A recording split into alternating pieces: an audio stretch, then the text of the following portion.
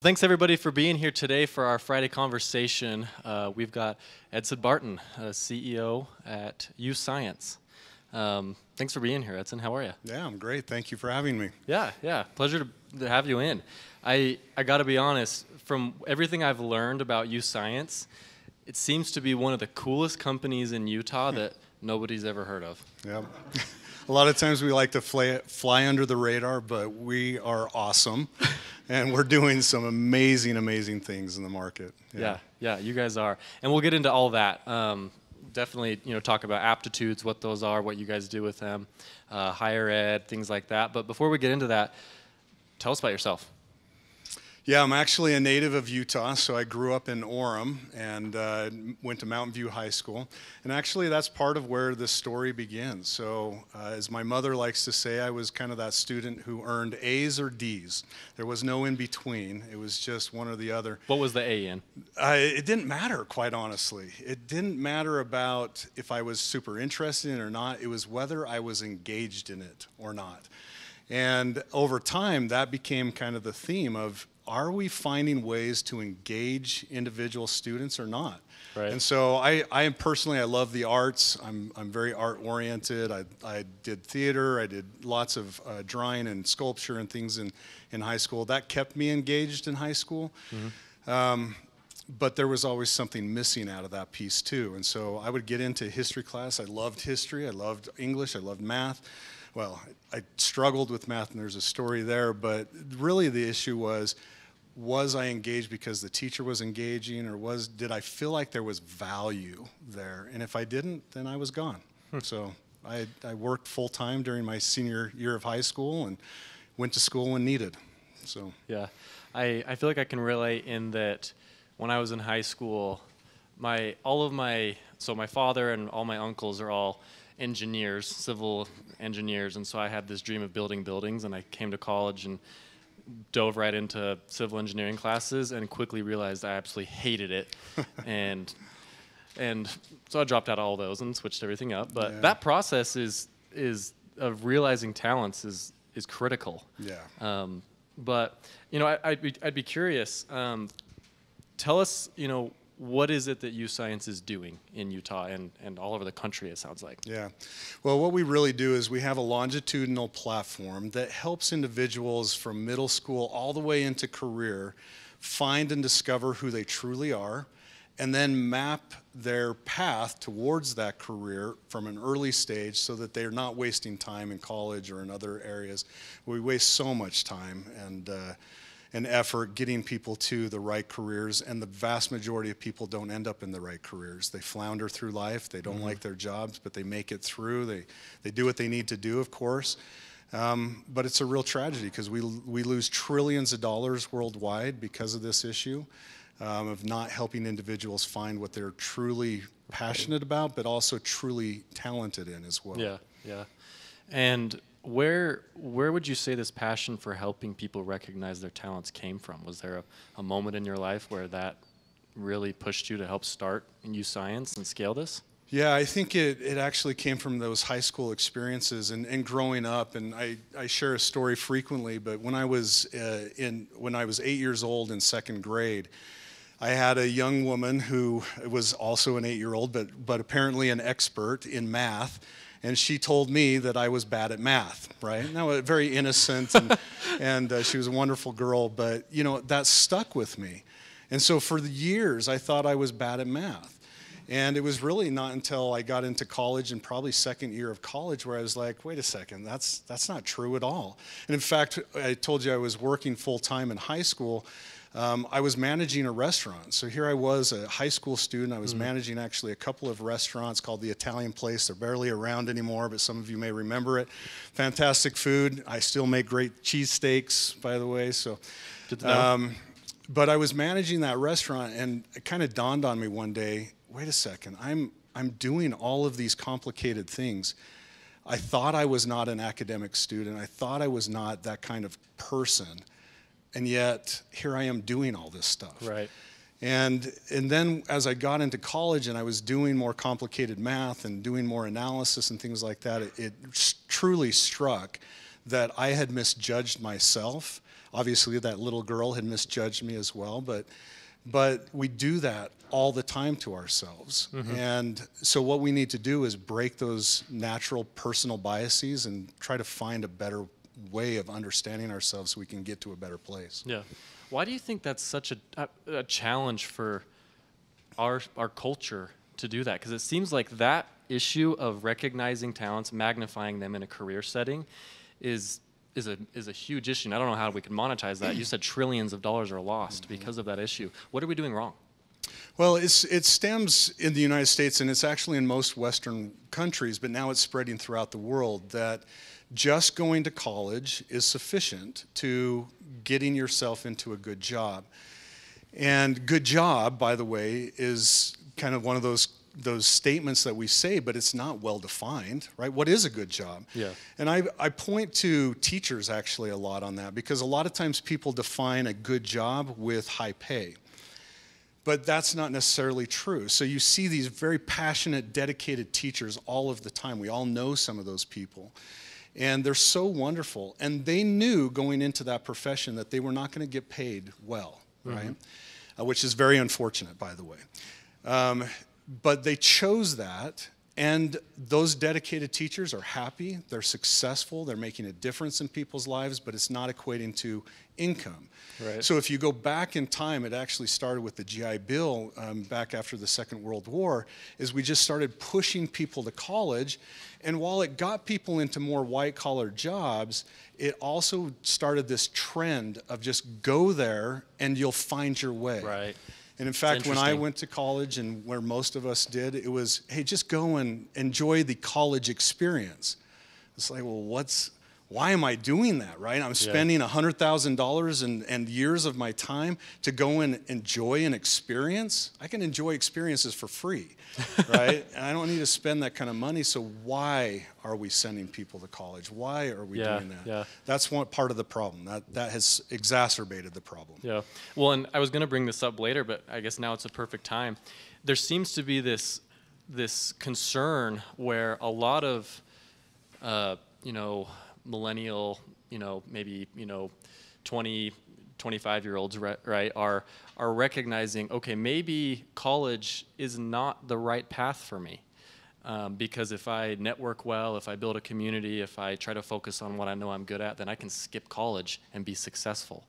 What are your concerns with that thought process? Yeah, that is a huge concern, actually. And while we talk about it and we say there is a better pathway for every student, but it always includes post-secondary education. But I say that really specifically, post-secondary education. College isn't for everybody, but post-secondary education is for everyone, and lifelong learning is for everyone. And part of the reason why it's so critical, especially now more than it was in the past, is the technology skill and the skills required to do the jobs of the future are increasing, they're not decreasing. Okay. And so being able to have a good foundation in lifelong learning is critical now. I use the example a lot. My father was a truck driver, and he provided a great income for our family, and he was a wonderful father. But the skill level to be a truck driver was pretty low, right? Sure. So you needed to know how to drive, you needed to do certain things, but it wasn't overly complicated at that level. Now, we all know that those jobs are going to go away here in the future. But the jobs will be replaced. It's not that it's at a net loss jobs. It's actually we'll have about the same amount of jobs, but those jobs will switch in skill level and they'll increase tremendously. So we'll go from kind of low level driving to mechanics, to engineering, to maintenance, to all these other jobs that will be required to make those trucks successfully run and do what they need to do. Right. And if you're skipping out on post-secondary education, you're skipping out on your future. Right there. Wow. That's really interesting. That's a great response, because within the Silicon Slopes community, I know in a lot of my friend groups, right, a lot of my friends are questioning like how much time they want to focus on education. And that's a scary thing to think about is skipping on those opportunities. We need to become lifelong learners, and Right. good education institutions need to be a part of our mix on an ongoing basis. Yeah, yeah. Taking a couple steps back, let's talk about YouScience. You guys are in, from what I know, and correct me if I'm wrong, but YouScience and those aptitude tests are found in every public and charter middle school and high school in Utah. Is that correct? That's correct. Yep. That's incredible. Can we get a round of applause for that? We're doing great. Some of our great team is here that they do an amazing job of helping the schools. But we're not talking the best high schools and middle schools. We're talking every single one. What was that process like? Well, I mean, it's been a long process. We've been working with the State Department of Education since 2006 and building relationships and developing methodologies. And for me, it was really about getting to know what was really needed and how do you work well within the system, because so many challenges are come, or so many companies don't do well in the education market because they try to just come in and force a different methodology into that. And we've taken the approach of meeting educators where they are, trying to understand who they are, what their needs are, and the students and what they're really trying to get to. I think the challenge for educators is that, you know, they didn't get into that profession to understand how a student moves into their career. They came to teach English or math or woodworking or whatever it is.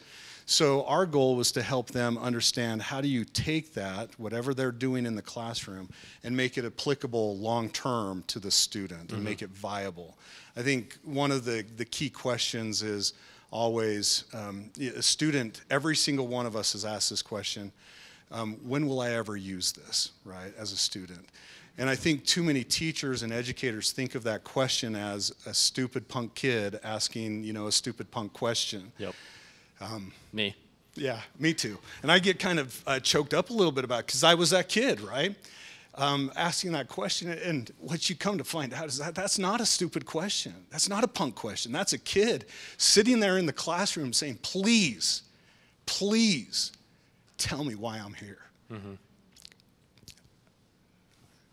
I'm dedicating all of my time to come to school, to do this. I'm not dropping out. And if you can just help me see why I'm here, where I'm going, I will stay and I'll do awesome. But if you can't, I'll be that D student Edson that potentially is this close to dropping out. Wow. And thank you for I can feel the passion there. Sorry, my team knows that I get overly sensitive. It's incredible, you know, and the success of that passion can be manifested in what you guys have been able to do and have an impact on. That's you know, awesome. let's get into some more numbers or stats here. Talk about the growth outside of Utah. Where do you see YouScience over the next several years? Yeah, right now we're in about 7% of all the schools throughout the United States. And growing really, really rapidly. In fact, our largest growth market right now is the middle school market. And that's because that's where students are starting to make that decision of who am I truly. Middle school sucked. Yeah, it does. Like, it's the worst. Yeah, you're trying to figure yourself out. You don't know what is, and so it's tough. It is tough. And if you don't have direction, man, it just makes it even worse. Yeah. I'm curious, aptitude tests aren't something that's new. It seems like there are dozens of companies doing, skills-based tests. I know Clifton has a big one, right?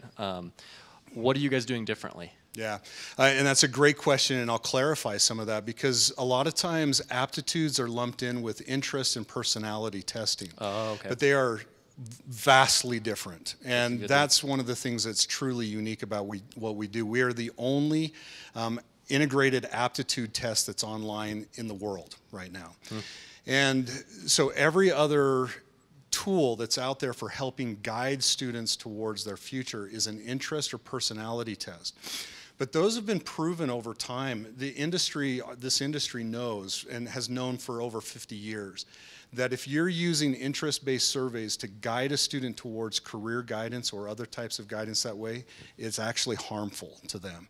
And the reason why is because they are based on surveys of what a student thinks. So an interest-based survey simply is this. You've all taken them before. Myers-Briggs is one, and they're all great tools, by the way. So I don't want to disparage the tool, but it's using a hammer when you need a screwdriver. Right? They're just the wrong tool for the right or wrong reasons. So as an example, if I'm taking an interest survey, it may ask a question, do you like walking down city streets or do you like walking in the mountains? Yep. Do you like building cabinets or do you like coding on a computer? Well, the problem is if you're a kid and adults, if I've grown up in an urban environment and I have never walked in the mountains, how in the world would I ever know? Right. Right? Or if I have never built cabinets or never coded, I don't know the difference. Or if I've had a bad experience coding. So use me as an example. If I had a bad experience in math, then I may bias myself out of those types of positions or those types of answers because in my mind I've told myself I'm somebody else. That's not who I am.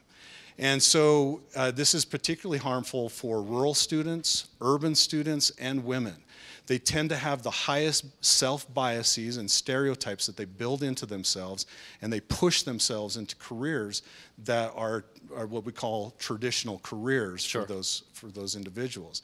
So it's incredibly harmful that way. So aptitudes are very different. Sorry, I'm being long-winded on that. Aptitudes, on the other hand, are very different. Aptitudes are what you are inherently, uniquely talented in. And a lot of times we think of our talents as those superficial talents, right? I'm good at sports, I'm good at music, I'm good at art, you know, those types of things. But aptitudes go way deeper. What are my numerical reasoning skills? How do I view things in my mind? What's my 3D visualization? Those are aptitudes.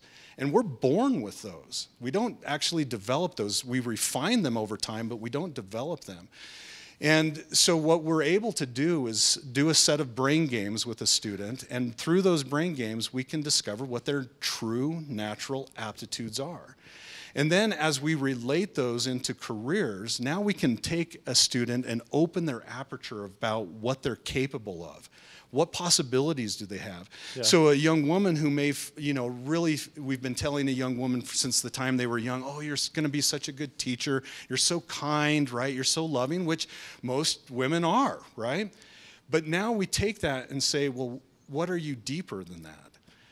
What kind of skills do you have for numerical reasoning again, or sequential reasoning? And all of a sudden we can start to tell a young woman, actually, you would be a fantastic construction management person. You really should be in computer engineering. You should be a civil engineer, right?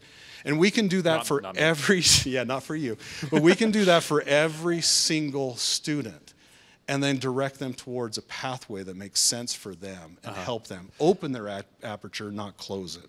Talk about that pathway. You know, a student takes this and is able to recognize those. How are middle schools, high schools taking those and then plugging them in at a higher ed university level?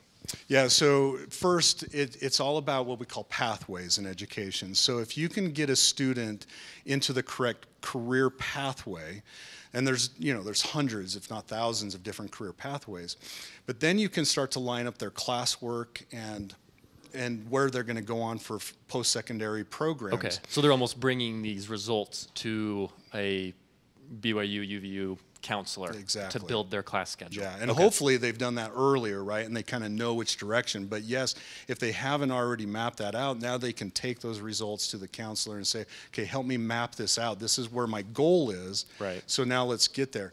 That's been a big shift in the education market. So the goal of education for so many years, unfortunately, was get the kids to college. But that's not the goal. The goal is a happy, successful career. It's not a destination. Yeah, it's not a destination. Right. So we view it as a pass-through, and it's a very critical pass-through. But for us, it's not which college are you going to go to, it's which program should you be going into. And if we can find the program fit, then we can help that student look at the different options and say, this is the better fit for you. Right. And they can make those options or decisions on their own. That's cool. what does the relationship with universities look like, as far as they've got to be incredibly grateful, because I imagine retention, at university levels, being able to see graduation rates, job placement. Do you have any exciting statistics or things to discuss there? Yeah, it's growing more and more, and our relationship with post-secondary institutions is just growing at this point. So we're actually quite new in that market, but it's growing rapidly. But some of the statistics there is, and something that most people are shocked about, is 50% of students drop out of post-secondary education. Wow. So that's a huge problem. Now, sometimes we don't see it really acutely with our top tier universities. So you don't see it necessarily with BYU. You don't see it with the University of Utah, even though they're high dropout rates, but they're not that high. But when you combine all the different post-secondary options together, it's over 50%. That's a travesty, right? So now these kids are getting into post-secondary education. They're putting down some money, right? They're spending a lot of their hard-earned cash, and then they leave with nothing to prove, nothing to show for their time and their energy. So what schools hate that, right? Yeah. Schools want completers. They want to show the value of what they have helped a student do. So for them, what we do and what we're working on with them really speaks to them, because now we can help a student be placed into the proper program. So instead of, like me, so this happened to me, I probably changed majors, I don't know, 6, 7 times, right, before I landed on something, and finally by that time it was like, just get it done, right? And so many of us fall into that category. So instead of that happening, now we can help place the student into the proper program right from the get-go. And yeah, they still may shift, so they may be thinking, okay, I can become an engineer, and now it's what type of engineer, right? How do I refine that down? And you can start to pull in their loves and their interests into that. So if you really want to work in engineering, or computer engineering, for example, well, you could work in healthcare, you could work in sports, you can work in education, there are right? Dozens. Yeah, dozens of areas, but the core of that is I should be a computer engineer. Right. And I should use my talents to feed that. Yeah. And when you're using those talents, it actually feeds you right back. So it actually is this perfect cyclical cycle. It's this perfect upward cycle of progression to the highest levels of Maslow's hierarchy of needs. That's cool. Do you have kids? I do, 4 wonderful kids. Yeah. Who here in the crowd has kids? High school age or middle school age? Yeah. All right, most of them. So we're in Utah, what are you, and maybe stepping outside of, the business side a little bit here, but what are you seeing as the biggest challenges that middle school and high school aged kids are facing? Is it a lack of understanding themselves? Is it too much information too fast? What trends are you seeing in the world right now that is impacting their ability to prepare for life and for a career? That's a big question, and because there's lots of factors, of course. And not easy to answer that. Yeah, not easy to refine down to one single answer. So I'll tell you what we're seeing that is impacting a lot of kids. When you do all the studies about kids' psychology at that age, one of the major things that comes out is, do they fit? Do they feel like they have purpose? Do they feel like they belong? So when you take that and kind of break it down, what they're searching for, again, is this purpose. They're searching for a reason of being. And they realize that the superficial things that they do with their lives, they realize that they're superficial. I mean, everybody, you think back to your own memories, that's the way you thought. We all had way deeper thoughts than we expressed outwardly. And so they're searching for something. And what all the data proves is that if you can help a student find purpose, everything changes for them, for the better. Academic grades go up if you can help them find a purpose. They have fewer problems in school. They have better relationships, not only with their peers, but with their authority figures. Their relationships with their parents improve. And so for us, while we're very focused on, helping solve the workforce development pipeline for America, but when it really brings it down to the individual students, about helping them find purpose, helping them find relevance, helping them find hope. Yeah. And that's missing in life. Love that answer. Thank you. I have a 3-year-old, just one kid right now, and the rate at which I see her grow and already start to develop and process things, I'm scared to death about when she hits elementary and middle school especially. But I love that, finding purpose, finding hope, and I think that we just need to hear that as a culture, Yeah. Everyone has a purpose, recognizing opportunities that help them focus in on that purpose, and then building and scaling from there. And you were a perfect example with YouScience. Yeah, thank you. And internally in the company, we talk a lot about this. Everybody has a genius. So our job is to help them find that genius, realize it, and then point it in the right direction. Point it, yeah. You mentioned, a minute ago about economy. Talk about how, because I would say that what you guys have done has an absolute influence on the economy of Utah and the success that Utah has had as far as, the best economy, the best, job rates, things like that. Talk about how you've been able to see that over the years. Yeah, I'll give you a quick example of that. So Please. I'd say about 4 years ago, I sat on a round table with a bunch of executives from the aerospace industry. Mm-hmm. And they had started a program in Utah, a fantastic program for aerospace technology in education. But at the time, it had about 100 participants. This is after multiple years of developing the program and trying to work with the kids and trying to get them into it. And they had about 100 graduates of this program, It's just getting into the program and getting jobs with these companies. Mm-hmm. And I was at this round table with educators and these companies and executives from these companies in Utah. Yeah. And they announced the results of 100, it was a little bit less than 100 kids going through, and there's kind of this golf clap kind of thing going on. And you could just see the executives from the companies just looking and going, I guess this is good, And so I piped up and I said, okay, look, let's just go around the table. How many jobs do you have right now that you could fill if we had the pipeline ready for you? Company 1.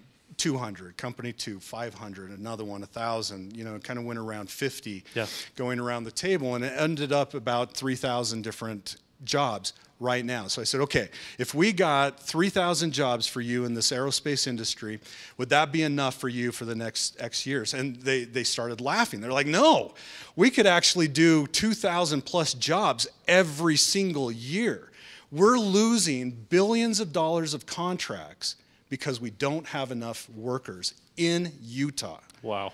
So that's tax revenue not coming in. That's, of course, jobs not coming in. There's all these other things because people aren't in those jobs. And it's, again, not that we don't have enough people. Even though we have low unemployment, we actually have higher unemployment than we think because people are kind of floundering these jobs or taking themselves out of the job market. But we could be directing them into these high-paying jobs that actually would be sustainable and add to our economy in dramatic ways. And that's one industry.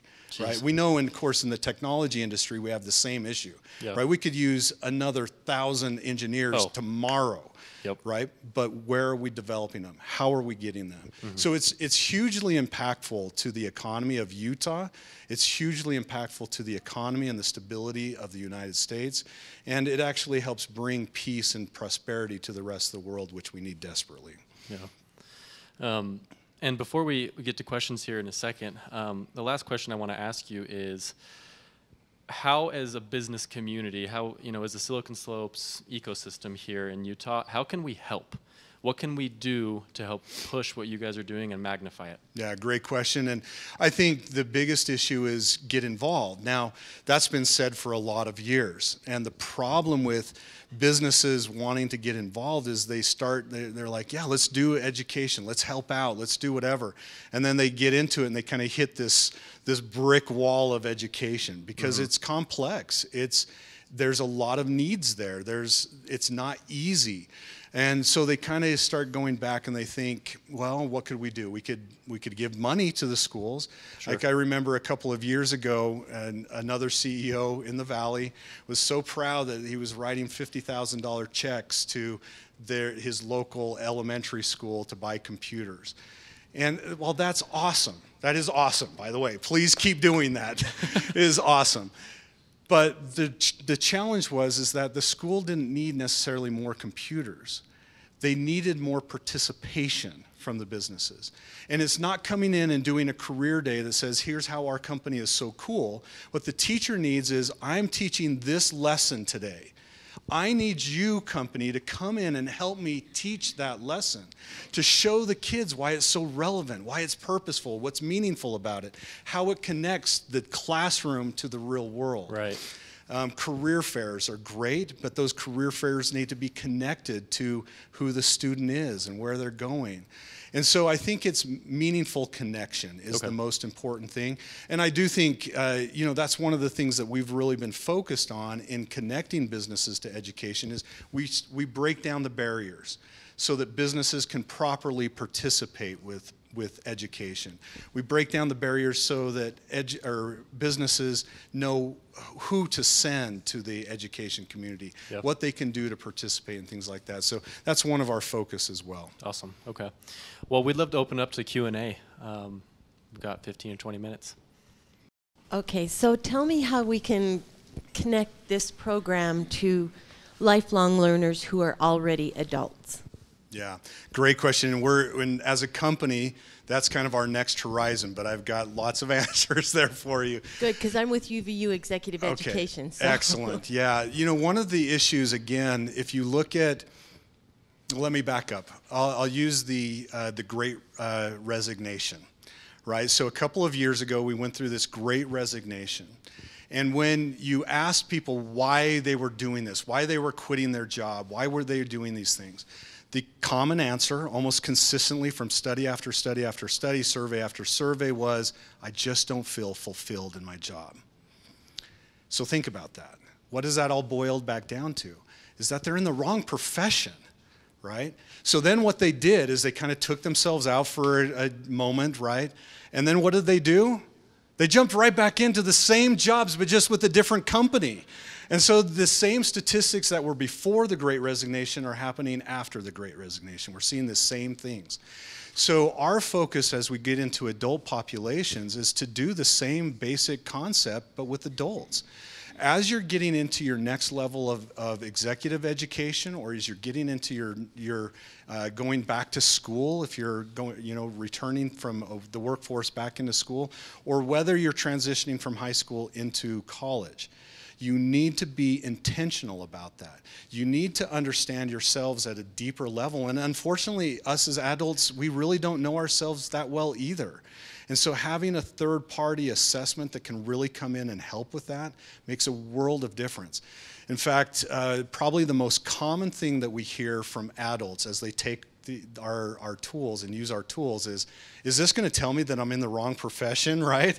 And I have to answer and say, maybe, yeah, and probably. But that's not always bad. It doesn't mean that you have to make a wholesale switch and change your career. What it means is, can I be more intentional about, as I shift careers, if I thought that management was my only track, well, maybe it's management in a different way, right? So as a CEO, there's things that I hate about my job, right? Because I have natural talents and skills that lend themselves to certain things and not other things as well. So if I can look at that landscape a little bit more clearly, then I can say I could probably focus more over here than over there. And so that's the way that we would start to use that. And of course, it works with populations dramatically well as they're coming back into the workforce or they're trying to change their career from one thing to another. So can I ask a follow-up? I'm okay with that. Okay. So how do adults have access to these tests or assessments? You can get it online. So it's very simple. Go online and you can buy the assessment right there and enter right in online from our website YouScience.com. So very simple that way. For universities, we work with universities in their student success sections, their counseling departments and others, and so we can set you up with different licenses and things that way as well to make it available to all of your students. I truly believe, and of course I'm maybe a little bit biased here, but even if I take out my company bias, this is needed for everybody. Nobody should be going through education without proper direction. Our mantra, our mission statement as a company is empower intentional individual success. And we hope to do that for everybody, whether they're adults or children. Hi, thanks for coming. Thank you. I checked out a book from the library when I was in junior high called Handwriting Analysis. And I was amazed at how you could find out what people's characteristics were just by how they formed characters on a page. And I've studied it ever since, for decades now. And it's absolutely amazing. I've hired people based on their handwriting. And I'm curious if you incorporate any of that kind of thing in your tools. That's a good question. Not right now, not handwriting, but what we're doing is we form a broad basis of analysis. So while I was talking about the challenges with interest-based surveys or personality surveys, those are tools that help us understand each other or ourselves at deeper levels. And so we do use those, actually. So I don't want anybody to think that I don't think they're great. I think they're awesome tools. But they need to be used, again, for the right purposes. And so right now, we use several different tools. We use aptitude assessments, of course. We use interest survey and personality surveys. And then we also have skill-based certification exams that we bring into that mix as well. Now, over time, the goal would be to add more tools that help refine that understanding of an individual. Because while our tools are by far the best that are out there in the market, they're not complete. There's still gaps. And so the goal is always continuous progression to something better. If that's eventually handwriting, which unfortunately handwriting is not a skill that most people have nowadays. But if that's one that we could benefit from, you may see that in the future in our tools. Cool. Thank you. Somebody asked me to write something in cursive the other day, and I didn't know what that meant. Yeah, it's interesting. I was actually reading somebody's writing a couple of days ago in cursive with some students, and most of the students couldn't read it, right? So it's becoming a lost art for sure. Thank you. Kind of a follow-up to the last two. I was curious if you could elaborate a little more on the goal mapping you mentioned, or helping middle school students find purpose, and how your program kind of does that. I ask because it sounds so similar to these things you hear about, kind of like under the goal of self-authoring, where you're considering your past, mapping out your future, and kind of working back from there. But I always hear that in the context of adults, and I'd be fascinated to how you can really encourage middle students to envision what their future could be like, kind of work back from there. Yeah, that's a great thing to think about, because as adults we have, the older we are, then we can look back at more experiences and how that shaped us. And so it's a little bit easier to do that. When you're young, right, you have no idea. And as parents, that's one of the challenges too, is we think we know our children. But the reality is we know very little about them. And so what we do using all of these tools is we help guide them to, as middle school students, we help open up their aperture to broader career paths. So what are areas to maybe focus in? And then as they get into high school, we evaluate them again, and then we can be a little bit more directionally complete towards types of careers, right? So we take this approach of opening up the aperture and then helping refine the aperture. So they're really going from a very narrow aperture to a wider aperture, and then back to a narrow aperture as they get into college and beyond. I think, the question's a pretty broad question, but I think one of the ways that we do that is by opening the aperture, giving them some pretty good guidance, and then help them explore. So I am a huge fan of exploratory career classes, right, where you get to dabble in different things. Now, the problem is that you need more than dabbling to really establish yourself. But if you can tell a kid, and I'll just use, again, engineering as an example, or computer engineering. If I can tell somebody, hey, you have the talent to do this, all of a sudden right there, I've told somebody something that they may never have realized themselves.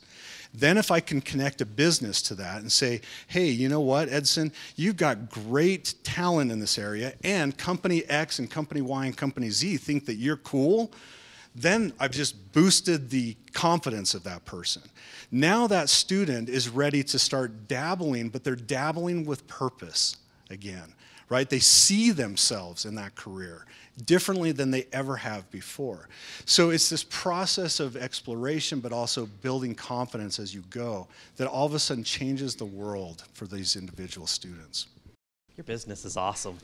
Thank you. This is exciting. So I have a question. So you're collecting a ton of information on these aptitude tests, right? And you probably have a warehouse full of data, anonymized data of this info.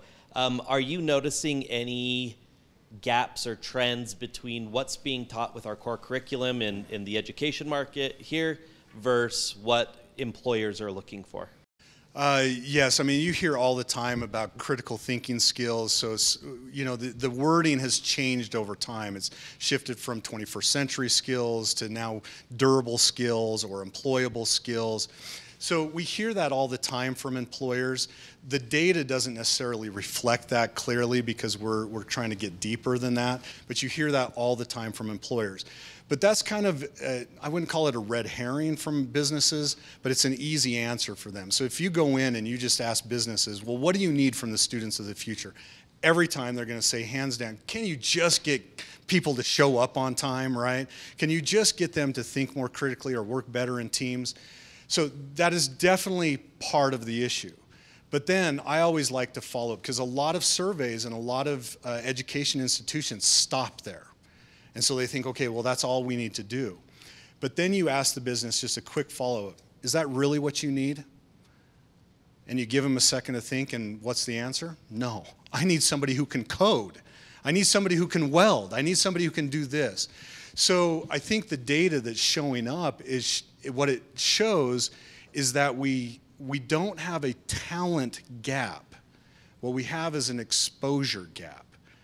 And students are not being exposed to the real jobs that employers have, and therefore they're not pursuing those types of careers. So if anything, I think what education should take away is let's look at the data about what's really needed in the economy. Let's look at the real talents of students, and let's try to marry those things better together. Now, the cool thing is that I've found is, I think this is just awesome, is the jobs of the future actually map tremendously well to the skills and the talents that students actually have. So that's super exciting. And I think that, as we're looking at this, the talent gap coming up, and that's here already, it's just getting exacerbated in the future. It'll reach crisis levels if we don't solve this. But we have the solution. We just need to implement the solution in much faster, more dramatic ways. I was just curious as to what are you seeing from the educators and the actual schools that are implementing this? Can they actually, because you mentioned that they can collaborate with students for a customized curriculum or a career plan. Are they doing that? Are they in the position to do that? Do they have the funding, the time, the resources to actually implement that? Yeah, I mean, again, a huge question because when you take no school is exactly the same. I mean, you can take two schools in Alpine School District right here locally, a fairly well-to-do district, right, considering everything, and two high schools right next to each other could be vastly different in the resources they have, the teachers that they have, right, all these different things. But in general, the answer is schools love it, right, because one of their challenges, of course, is engagement of students. And you see this in wealthy school districts as well as very poor school districts. It's not so much about students resourcing, it's about student engagement. And so if you can help engage a student better, it solves a lot of problems. Now, the second stage to that, which your question alluded to, is, okay, what do I do once I find these students' talents, right? Do I have what we need in the school to actually resource it properly? So I always use an example, and very stereotypical in this example. If I'm a high school student in a rural school, and I have the aptitudes for computer science again, but my school doesn't have a computer science program, what am I to do? So one of the things that we're able to help with, luckily more and more programs are getting online, right? There's more resources that are out there. So schools can now look outside of themselves to bring resources to bear inside that rural school that they never could before. So that's the good side of that. And one of the things that we're working to do is actually connect resources to the student, to the school that are outside of that community. So we're working more and more to pull those in. That's still a growing thing for us, but that is definitely what we're working towards. The schools, I'll just say, everybody loves what we do. Everybody loves where we're going because it's the right thing to do. I think and of course this is why we built the program the way we did. It's very expansive. I got a lot of criticism early on as the CEO saying you're trying to chew too much. You're trying to eat the elephant. Just, you know, work on one part of it, because that's what we're told to do a lot as businesses. But the reality is what we're building and what we've built is what educators and students need. I reflect back a lot. It's what we're doing is what the iPhone did when the iPhone came out. I remember clearly when it came out, I said, I don't need that, right? I've got my phone, I've got my PDA, I've got my music player, I've got my, you know, my tablet. I had all the devices. I don't need this. A year later, it's like, okay, I need this, right? And educators have been dealing with all of these segmented solutions. And they're good solutions. I think there's great companies out there. But educators need a platform that helps them tie everything together, to move the student along, to help them progress to the next level, and give them hope for the future. Last week I was at a conference in Texas for business professors, and there was not a presentation that was given that didn't touch on AI in some way. How do you see AI impacting the mission of YouScience? I was wondering when that question was going to come up. So, of course, it will be hugely impactful, and it's a part of what we do in our roadmap going forward. And so we're investing in that. So if you think about it, my personal goal, when I think of the company, what I want, and the way that I describe it is, I want a personal counselor for every single student.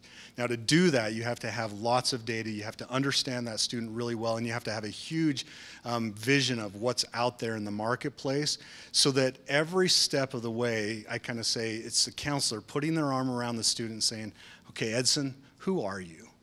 What are you talented in? You know, and then taking that information and on the fly, right there in the moment, now projecting, okay, here's your next step. Let's try that next step. What's your educational step?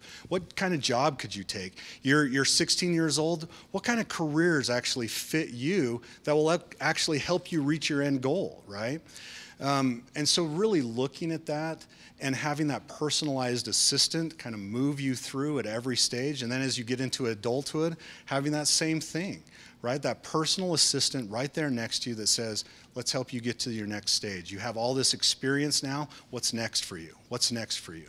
And that's where we see it going to. That's what we're working on, and building out that framework so that it actually works, right, en masse. I think one of the challenges with all of the information, as I talk with other professionals in the education space, is one of the challenges of AI and the world that we currently live in is we have so much data, but it needs to be curated better. So the AI models of the future, and I was going to say especially in education, but it's true in every area, need to really hone in on what's the job to actually be done right now, without the reliance on me as the individual really understanding what that is. Because that's the biggest challenge for students, is they don't know where to go next. The college students that are going into it, even the executive students, are like, I've been told I need to get an executive MBA, but I kind of understand why, but I don't really know what classes I'm going to take and this and that. Instead, it would be much better to say, here's my skill sets, this is where I've learned. Now, I should really just take this class, and this class. That should earn me the executive MBA. I don't need all these other classes, right? I've got that stuff down. Let's focus on the stuff that gets me to the next level. But if you take that back all the way to the beginning of education, it becomes incredibly impactful. And one other thing, when you think about that, if we can start to implement that more and more at an earlier age, think of where kids will be when they're graduating high school. I mean, we'll have experts, right? The Doogie Howsers, those of us who are of that age group, the Doogie Howser is actually a reality, right? We should have computer programmers that are cranking out some of the most amazing code in the world. We should have engineers that are developing solutions for desalinization of water at 12th grade. That's possible when we're helping educated students the right way to the right area, right? We have so much potential as humans. We're just barely tapping. And I think AI is going to take us to the next level of tapping human talent, not replacing it. That has to be one of the best answers to an AA question. I've heard it a long time. Last, yeah, please. Last quick question real fast before we end here. How can individuals, companies, and organizations connect with you guys? Well, certainly, of course, come to the website. But, you know, I think thinking a little bit broader, think of how you're wanting to participate if you're a company. How do you really want to participate with education? What are you really trying to get out of it? And then think about that, and then come to us, and we can help you connect with education in those ways. If you're on the education side, what really are you trying to get out of this? Right? What are the real goals of education? Then come to us and we can help you map that out, because we all have the same goal, right? It truly is. We're just coming at it from different perspectives. We just need to bring it together in a more sustainable kind of education platform program. Awesome. Well, we, as the Silicon Slopes organization, definitely want to help in raising awareness for the mission and purpose you guys have. It's incredible. So thank you for being here today. Yeah, thank you. Appreciate it. Thanks, everyone. Thanks. Appreciate it.